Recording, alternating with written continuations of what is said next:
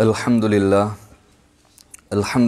وحدہ لا شریک لہ والصلاة والسلام علی من لا نبی بعدہ اما بعد فاعوذ باللہ من الشیطان الرجیم بسم اللہ الرحمن الرحیم بل رفعہ اللہ الیہ وکان اللہ عزیزا حکیما صدق اللہ العظیم۔ میرے پچھلے بیان میں آپ حضرات کے سامنے میں نے نبی پاک صلی اللہ علیہ وسلم کے سفر معراج کے بارے میں چند معروضات پیش کی تھی۔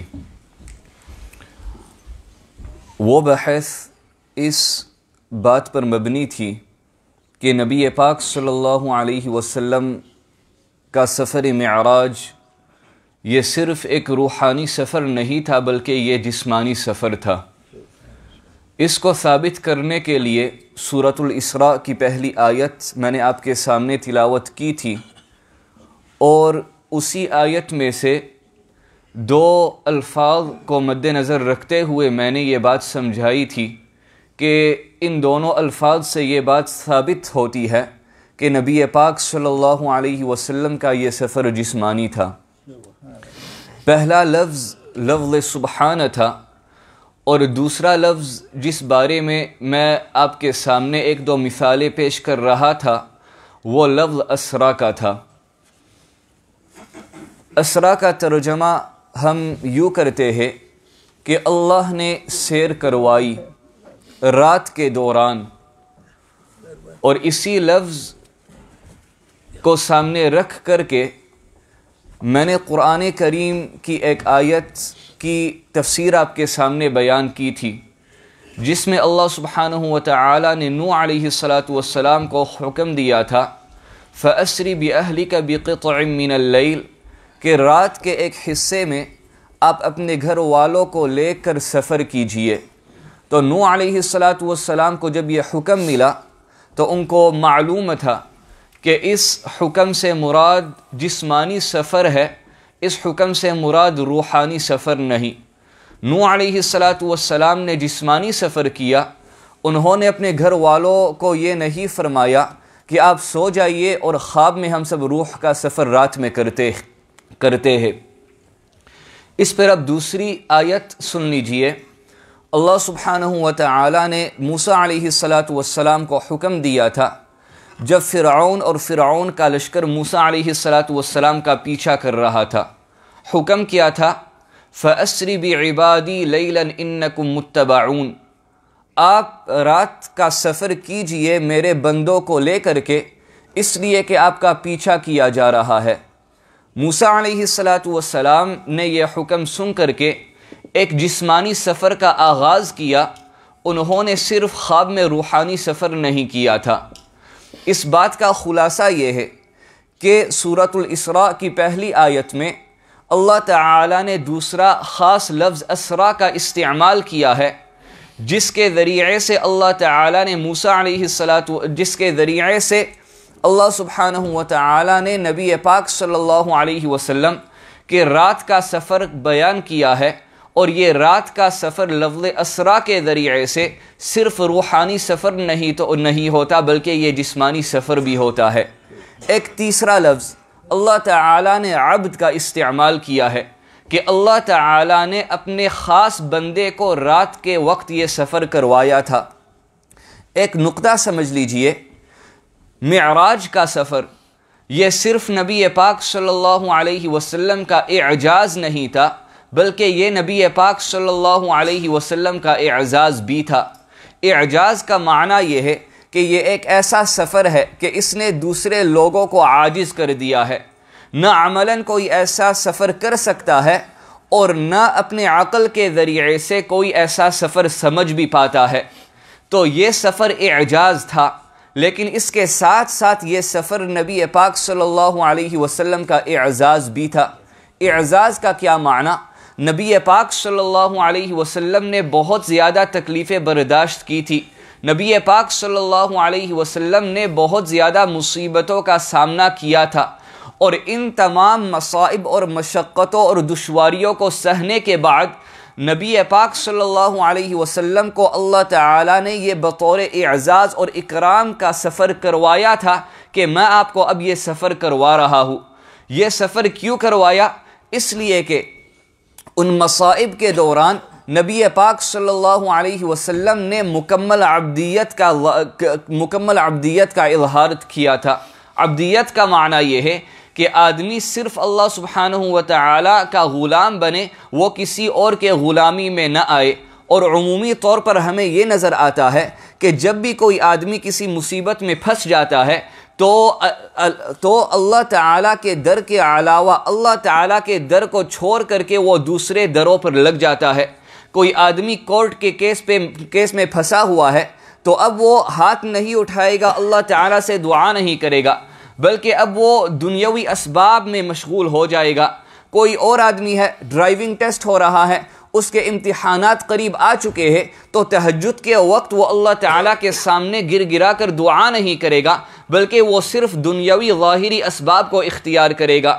تو عبد وہ ہے کہ مصیبت کے وقت وہ صرف اللہ تعالیٰ کے در پر جائے، وہ کسی اور کے در پہ نہ جائے۔ تو چونکہ ان مصائب کے دوران نبی پاک صلی اللہ علیہ وسلم اللہ تعالیٰ کی غلامی میں کامل طور پر مشغول و مصروف رہے، ان کی نظر کسی اور کی طرف نہیں گئی، تو یہ مکمل عبدیت کے اظہار پر اللہ تعالیٰ نے نبی پاک صلی اللہ علیہ وسلم کو یہ اعزاز کے طور پر سفر کروایا تھا۔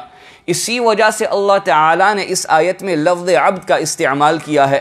اب سوال یہ ہے کہ عبد کسے کہتے ہیں؟ اللہ تعالیٰ نے تو یہ فرمایا ہے کہ میں نے اپنے عبد کو سیر کروائی ہے۔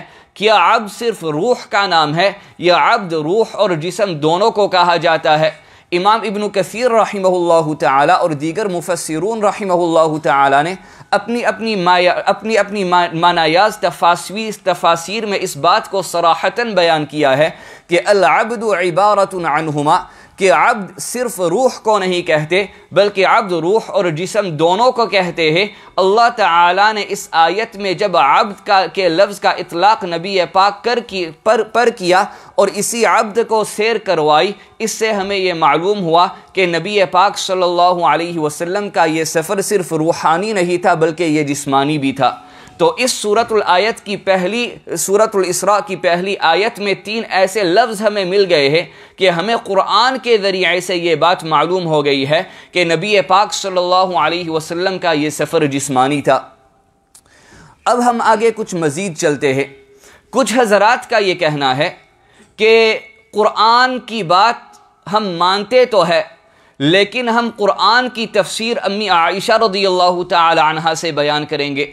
ہم قرآن کی بات تو مانتے ہیں، لیکن امیر معاویہ رضی اللہ تعالی عنہ نے جو تفسیر اس آیت کی بیان کی ہے ہم اسی کو لیں گے، اور پھر وہ عائشہ رضی اللہ تعالی عنہا کا ایک اثر اور معاویہ رضی اللہ تعالی عنہ کا ایک اثر ہمارے سامنے رکھتے ہیں، جس میں ہمیں یہ ظاہراً بات ملتی ہے کہ نبی پاک صلی اللہ علیہ وسلم کا یہ سفر نمبر 1 روحانی تھا اور نمبر 2 یہ صرف خواب کا معاملہ تھا، یہ جسم والا اور جسمانی معاملہ نہیں تھا۔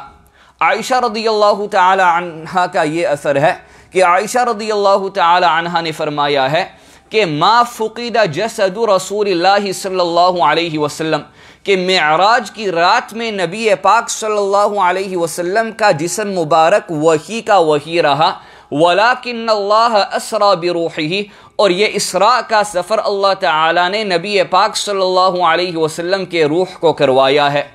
اب ان کا یہ کہنا ہے کہ امی عائشہ رضی اللہ تعالی عنہا جو نبی پاک صلی اللہ علیہ وسلم کی خلوت اور جلوت دونوں کو جانتی ہے، ان کا یہ کہنا ہے کہ یہ صرف ایک روحانی سفر تھا، اور آپ یہ کہہ رہے ہو آپ نبی پاک صلی اللہ علیہ وسلم کے صحابی تک ہے ہی نہیں، اور آپ کا یہ کہنا ہے کہ یہ صرف روحانی سفر نہیں بلکہ یہ جسمانی سفر بھی تھا۔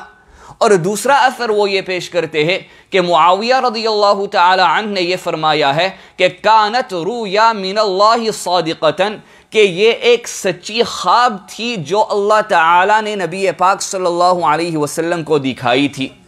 یہ دونوں آثار یہ حضرات پیش کرتے ہیں۔ پہلے ہم حضرت عائشہ رضی اللہ تعالی عنہا کے اثر کو دیکھتے ہیں۔ ہمارا یہ کہنا ہے کہ معراج کا سفر ہجرت سے پہلے ہوا، اور عائشہ رضی اللہ تعالی عنہا نبی پاک صلی اللہ علیہ وسلم کے ساتھ گھر میں رہنے لگی مدنی زندگی میں، تو اسراء کا سفر وہ مکی ہے، اور عائشہ رضی اللہ تعالی عنہا وہ نبی پاک صلی اللہ علیہ وسلم کے ساتھ گھر میں مدنی زندگی میں آتی ہے، تو عائشہ رضی اللہ تعالی عنہا اس وقت کے بارے میں کیسے بیان کر سکتی ہے جب وہ نبی پاک صلی اللہ علیہ وسلم کے ساتھ بستر میں تھی ہی نہیں؟ یہ بات خوب سمجھو. We say that, okay, Aisha radiallahu ta'ala anha, according to yourselves mention that the blessed body of the Prophet sallallahu alaihi wasallam remained in its place. Allah ta'ala made the soul of the Prophet sallallahu alaihi wasallam undertake this journey. Our question is that we say this journey of Mi'rāj took place prior to the migration of the Prophet sallallahu alaihi wasallam, whereas Aisha radiallahu ta'ala anha only moved in with the Prophet sallallahu alaihi wasallam in al-Madinatul Munawwara. So how can Aisha radiallahu ta'ala anha make mention of such an instance with regards to which she wasn't even with the Prophet sallallahu alaihi wasallam? اور اسی بنیاد پر ہم یہ کہتے ہیں کہ قاضی عیاض رحمہ اللہ تعالی، علامہ آلوسی بغدادی رحمہ اللہ تعالی، علامہ زرقانی رحمہ اللہ تعالی اور دیگر اور علماء نے اس روایت کو ضعیف کہا ہے. اور دوسری بات یہ ہے کہ ہم یہ کہتے ہیں کہ اگر ہم اس کو تسلیم بھی کر لے تو قاضی عیاض رحمہ اللہ تعالی نے الشفاء میں یہ بات نقل کی ہے کہ عائشہ رضی اللہ تعالی عنہا نبی پاک صلی اللہ علیہ وسلم کے اس سفر معراج کے متعلق بات نہیں فرما رہی ہے جو نبی پاک صلی اللہ علیہ وسلم کو مکی زندگی میں ہوا، بلکہ نبی پاک صلی اللہ علیہ وسلم کو حقیقتاً خواب میں کئی مرتبہ معراج کا سفر ہوا تھا. یہ اس جسمانی معراج کے سفر کے علاوہ ہے جو مکی زندگی میں ہوا تھا. تو اگر ہم اس روایت کو صحیح مان بھی لے تو عائشہ رضی اللہ تعالی عنہا ان اسراء کے سفروں کے بارے میں بیان کر رہی ہے جو نبی پاک صلی اللہ علیہ وسلم کو کئی مرتبہ خواب میں ہوئے تھے. اب معاویہ رضی اللہ تعالی عنہ کے اثر کو ہم دیکھتے ہیں کہ کانت رویا من اللہ صادقتاً، یہ تو ایک سچی خواب تھی. ہمارا یہ کہنا ہے کہ یہ ترجمہ جو آپ نے رویا کا خواب کا کیا ہے یہ ترجمہ درست نہیں، اس لیے کہ عربی زبان میں رویا کا ترجمہ ایک نظارہ ہے، نظارہ ویژن. اور ویژن نظارہ دو طریقے کا ہو سکتا ہے، ایک تو یہ کہ آدمی کو خواب کے دوران نظارہ ہو، اور دوسرا یہ ہے کہ آدمی کو اسی آنکھ سے بیداری کے حالت میں نظارہ ہو. ہم یہ کہتے ہیں کہ آپ نے رویا کا ترجمہ خواب کا جو کیا ہے آپ نے یہ ترجمہ غلط کیا ہے. کیوں؟ ہم اب قرآن کی طرف آتے ہیں. سورۃ الاسراء ہی میں ایک دوسری آیت ہمیں ملتی ہے جو یہ حضرات بہت زیادہ اچھالتے ہیں. وہ یہ ہے کہ اللہ تعالی نے فرمایا وَمَا جَعَلْنَا الرُّؤْيَا الَّتِي أَرَيْنَاكَ، کہ ہم نے نہیں بنایا اس رویا کو، اس نظارے کو جو ہم نے تمہیں دکھایا. تو اب وہ یہاں وقف کر دیتے ہیں اور وہ یہ کہتے ہیں کہ اللہ تعالیٰ نے اس سفر کو رویا کہا ہے اور رویا کا ترجمہ خواب کا ہوتا ہے. ہم یہ کہتے ہیں کہ رویا کا ترجمہ نظارے کا ہے. کیا یہ نیند والا نظارہ ہے یا یہ بیداری والا نظارہ ہے؟ آگے آیت خود ہمیں بتلا رہی ہے. آیت میں اللہ تعالیٰ نے کیا فرمایا؟ وَمَا جَعَلْنَا الرُّؤْيَا الَّتِي أَرَيْنَاكَ، ہم نے وہ نظارہ جو آپ کو دکھایا تھا ہم نے اسے کیا بنایا ہے؟ إِلَّا فِتْنَةً لِلنَّاسِ، لوگوں کے لیے ایک فتنے کا سبب بنایا ہے. یہ لوگوں کے لیے ایک امتحان کا ذریعہ ہے. اور امتحان کب ہوگا؟ اگر نبی پاک صلی اللہ علیہ وسلم سفر معراج پر گئے، صرف ان کی روح کو ہم مان لیتے ہیں وہی گئی، واپس روح آئی، نبی پاک صلی اللہ علیہ وسلم لوگوں کے سامنے یہ بیان کرتے کہ رات کے دوران میری روح ایک سفر پر گئی تھی، تو کون اس کا انکار کرتا؟ سب کہتے ٹھیک ہمیں بھی خواب آتی ہے، آپ کو بھی خواب آ گئی ہوگی. تو اگر ہم اس نظارے کو نیند والا نظارہ مان لیں، اس کو خواب مان لیں، तो ये फितने का सबब बनता है ही नहीं। और अल्लाह ने जब इसको फितने का सबब करार दिया है, हमें मालूम हुआ कि ये ख्वाब वाला नज़ारा, नींद वाला मुआमला नहीं, बल्कि ये बेदारी वाला मुआमला है। इब्न अब्बास रज़ियल्लाहु ताला अन्हुमा का कौल सही बुखारी में मौजूद है कि रुया की तफसीर बयान करते हुए उन्होंने ये कहा कि रुया आइनिन, ये आंख वाला नज़ारा है, ये नींद वाला नज़ारा नहीं। हम ये कहते हैं कि हाँ, रुया में इहतिमाल था कि वो नींद वाला मुआमला होता या वो बेदारी वाला मुआमला होता। कुरान ने इसको फितना करार देकर हमें बतला दिया कि ये रुया, ये बेदारी वाला मुआमला है, नींद वाला मुआमला नहीं। इब्न अब्बास रज़ियल्लाहु ताला अन्हुमा ने भी ये तफसीर बयान करके हमें बतला दिया कि हाँ, रुया में ये इम्कान था कि ये नींद वाला मुआमला होता, लेकिन ये बेदारी वाला मुआमला है। और अब हम आते हैं मुआविया रज़ियल्लाहु ताला अन्हु के असर की तरफ दोबारा।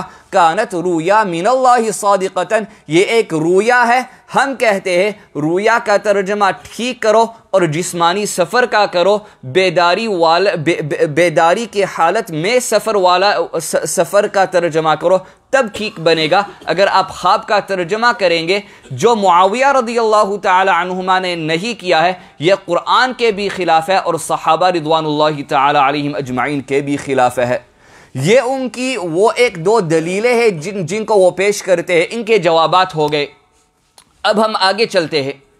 मैंने ये बात साबित कर दी कि नबी पाक सल्लल्लाहु अलैहि वसल्लम के मिअराज का सफ़र एक जिस्मानी सफ़र था।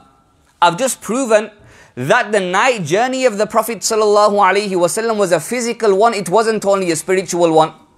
One of the reasons I've mentioned this is, one of the logical objections people present is that why would Allah Ta'ala cause Isa alayhi salatu wasalam to ascend and then make him descend towards the end of times?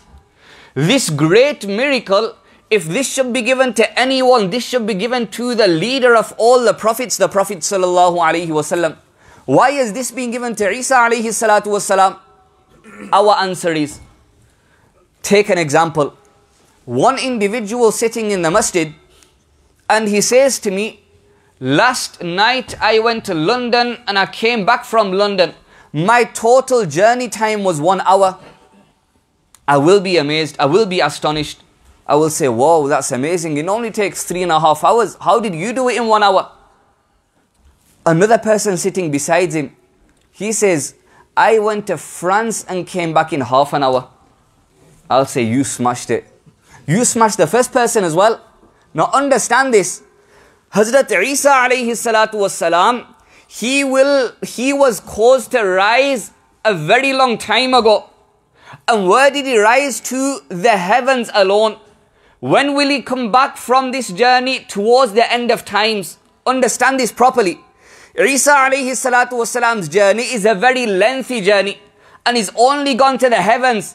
The Prophet sallallahu alayhi wasallam's journey of Mi'rāj was a longer journey. He went above the heavens. And how fast was this journey? He went and came within a blink of an eye. If you say the Prophet wasn't given something, you don't understand the Prophet. We say the Prophet was given something greater than this, therefore Isa can have this as well. So my brothers, all these logical objections, they have no worth behind them. Another logical objection people present, they say when Isa alayhi salatu wasalam comes back, what will he do? We say that he will save people against the fitna of Dajjal. They will say, how can this even be a great fitna? We will say, such a great fitna. We find in the ahadith of the Prophet sallallahu alaihi wasallam that every prophet warned the nations with regards to this tribulation of Dajjal. They will say, are you sure it's such a big trial? We will say, yes. They will say, we read the same ahadith, and as I mentioned, that once Isa alayhi salatu wasalam comes in front of him, he will melt. What sort of a big trial is this? We say, you need to understand these ahadith properly. You think you're talking in the light of logic, but there's everything but logic present. What's the reality? If someone comes to me and they make mention that it looks like AJ's coming back, it looks like he's back on his streak again, very strong, massive hench, he's gonna smash everyone now. I become scared and I think, do you know what? I can't match AJ, there's no possibility. But say for example, someone puts Wilder on the other side, and they go to Wilder and say that AJ is like, this is like, it doesn't mean anything to me. When the prophets warn their nations with regards to Dajjal, who are the nations of prophets? They will be scared. They're like me against AJ. But when Isa alayhi salatu wasalam, who is a mighty prophet of Allah subhanahu wa ta'ala, he's told that there's Dajjal on the other side. Dajjal means nothing in comparison to him. We are scared of Dajjal. We fear Dajjal. Why? Because his fitna will be too much for us. We're very less in power. Isa alayhi salatu wasalam is so powerful. Once Dajjal comes before him, Dajjal will melt. Another logical objection they mention is that why will Isa alayhi salatu wasalam be the savior? The Prophet sallallahu alayhi wasallam should be the savior for his own nation. This honor, respect should be given to the Prophet sallallahu alayhi wasallam. Why is this honor and respect being given to Isa alayhi salatu wasalam? Understand this through an example as well. I'm lecturing upon the pulpit. Someone from the attendees listens to many of my speeches and he learns how to give a speech. He's my follower, he's my muqtadi. He learns how to give a speech. He goes outside and he gives an amazing speech. The whole world is talking about it. That he saved the creed of so many people. That is going to be a means of pride for him, but secondarily. It's going to be a means of pride for me primarily. Why? Because he's a follower of mine. He learnt of me. He went outside and he showed his colors. In reality, these are my colors. This is a means of pride for me primarily, a means of pride for him secondarily. When Isa alayhi salatu wassalam comes down towards the end of times, he will be a follower of the Prophet sallallahu alayhi wasallam. Whatever he does, primarily the credit goes to the Prophet sallallahu alaihi wasallam, and secondarily the credit goes to Isa alayhi salatu wasalam. So the reality is Isa alayhi salatu wasalam becoming the savior, being an ummati of the Prophet sallallahu alaihi wasallam, in reality is a means of the pride of the Prophet sallallahu alaihi wasallam. It's possible you don't even understand how Isa alayhi salatu wasalam could have been a prophet and now will become an ummati. We'll also explain this in the light of logic. Take an example. We've got the prime minister of a country. He goes into another country. Now within his own country, he goes according to the laws he has set and people follow his rules. But once he goes into another country, his rules remain intact for his own country. But according to the country he travels to, he will go and he will abide by their rulings. So he will still be a prime minister or a president, but of his own country, and he will become a follower of the country he goes to. He will become two in one. Number one, considering his origin, and number two, considering the place he will be at that precise moment. Isa alayhi salatu wasalam was a prophet of his time. He will remain a prophet. Allah Ta'ala doesn't take prophethood of anyone, but once he comes into this time, he will become a follower of the Prophet sallallahu alaihi wasallam. Just like a president from another country goes to another country, he remains a president but follows the rulings there. Isa alayhi salatu wasalam will come. He will remain a prophet but for his own time and his own nation, but he will become a follower of the teachings of the Prophet sallallahu alaihi wasallam. Now we continue. This is with regards to the ascension of Isa alayhi salatu wasalam. In the Quranul Kareem, Allah Ta'ala mentions, وَقَوْلِهِمْ إِنَّا قَتَلْنَا الْمَسِيحَ عِيسَى ابْنَ مَرْيَمَ رَسُولَ اللَّهِ وَمَا قَتَلُوهُ وَمَا صَلَبُوهُ وَلَكِنْ شُبِّهَ لَهُمْ وَإِنَّ الَّذِينَ اخْتَلَفُوا فِيهِ لَفِي شَكٍّ مِّنْهُ مَا لَهُمْ بِهِ مِنْ عِلْمٍ إِلَّا اتِّبَاعَ الظَّنِّ وَمَا قَتَلُوهُ يَقِينًا بَلْ رَفَعَهُ اللَّهُ إِلَيْهِ. All the Muslimun unanimously agree, every Muslim believes that Isa alayhi salatu wassalam did ascend. Now the difference of opinion comes here. We say, the Ahlus Sunnati wal Jama'ah say, the Muslimun say, Isa alayhi salatu wassalam physically ascended. And the so-called Muslimun say, Isa alayhi salatu wassalam's elevation, his rising was only a spiritual elevation. It was only of his soul. His body was not caused to rise and ascend by Allah subhanahu wa ta'ala. I'm going to prove in light of these two verses I've recited from the Quranul Kareem that this ascension of Isa alayhi salatu wasalam was a physical ascension. It wasn't only a spiritual ascension. Insha'Allah ta'ala we will continue with this in my next talk. Wa akhiru da'wana alhamdulillahi rabbil alameen. Wa sallallahu ala nabiyyina Muhammad wa ala alihi wa sahbihi ajma'in.